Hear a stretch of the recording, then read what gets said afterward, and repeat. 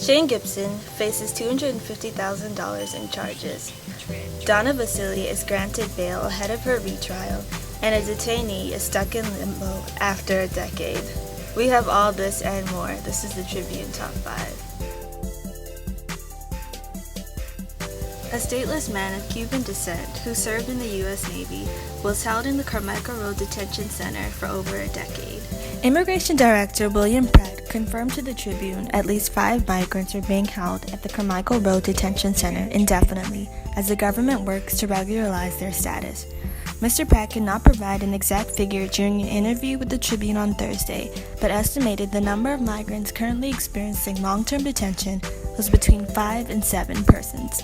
The estimated cost of housing migrants at the detention center is $30 per migrant per day, according to Mr. Pratt, who told the Tribune that the sum was calculated several years ago and likely outdated.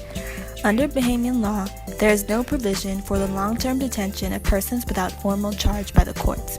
Under the Penal Code, police are able to hold a person for questioning for up to 48 hours and then pension the courts for an extension up to 4 days. The Tribune was unable to obtain confirmation on individual cases from the government. However, legal counsel for several migrants at the facility confirmed lengthy detention times exceeding 5 years. In the case of the retired U.S. Marine, he was first detained in 2004 and later released in 2008. The man applied for status but was unable to obtain a Cuban passport and subsequently denied a Bahamian work permit. Progressive Liberal Party interim leader Philip Brave Davis said Thursday he doesn't understand calls from the Prime Minister for him to tell the nation he is sorry about making errors during the Christie administration because neither he nor the PLP did anything deliberate to harm the Bahamian people. In an interview with the Tribune, Mr. Davis said Dr. Minnis should stop asking for an apology because he never promised him one. On Tuesday, Dr. Minnis said while he appreciates Mr. Davis admitting the opposition party made mistakes during its last term in office, he is still waiting to hear a real apology. In an interview with reporters, Dr. Minnis said he listened attentively to Mr. Davis's address to the nation and said he noticed the words "I am sorry" were missing. However, he said he understands that Mr. Davis is fighting for his own survival and may have simply forgotten. On Monday night, during a televised national address, Mr. Davis admitted the formal government was not perfect, made serious mistakes, and lost the trust of Bahamians, but offered no outright apology for the missteps of the previous Christie administration. Instead, he sought to justify the former governing party's actions, saying that during its last term in office, the Christie administration was always thinking of the people affected by its policies. The former governing party was wiped out of office on May 10th, only winning 4 out of 39 seats in the House of Assembly. Vasily is scheduled to be retried in January 2018 concerning the fatal stabbing of her millionaire podiatrist husband. Vasily was initially convicted in October 2015 of the stabbing death of her husband at their home in the exclusive gated community of Old Fort Bay. She was subsequently sentenced to 20 years in prison. Last Tuesday, the appellate court handed down a 71-page judgment in which they quashed the conviction and remitted the case back to Supreme Court for retrial.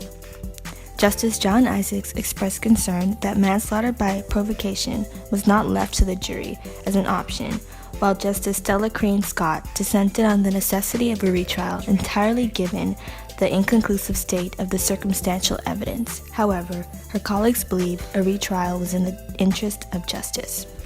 After wowing the judges and audience alike, Miss Long Island Gina Thompson walked away with the coveted Miss World Bahamas title, following an exciting and glamorous pageant finale. The new queen defeated 8 other young ladies competing for the chance to represent the country in the upcoming Miss World Beauty pageant, scheduled to be held November 18th at the Crown of Beauty Theater in Sanya, China. The finale was held at the Bahama Convention Center.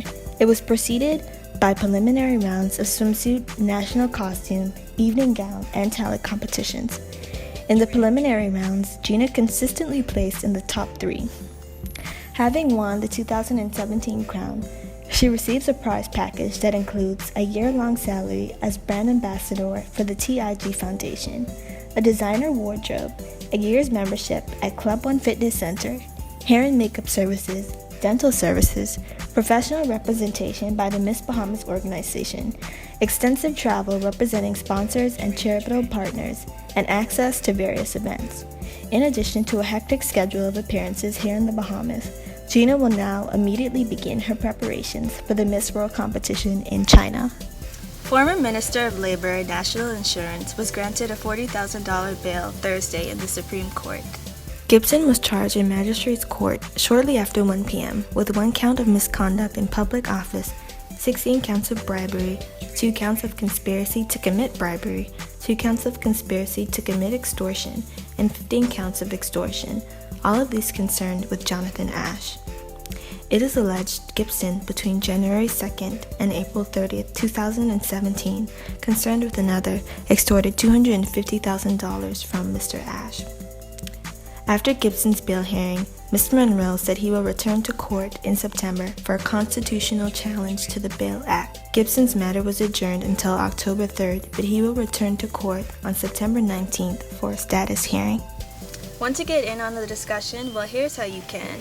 Log on to Tribune242.com, like us on Facebook at the Tribune News Network, and follow us on Twitter and subscribe to YouTube at Tribune242.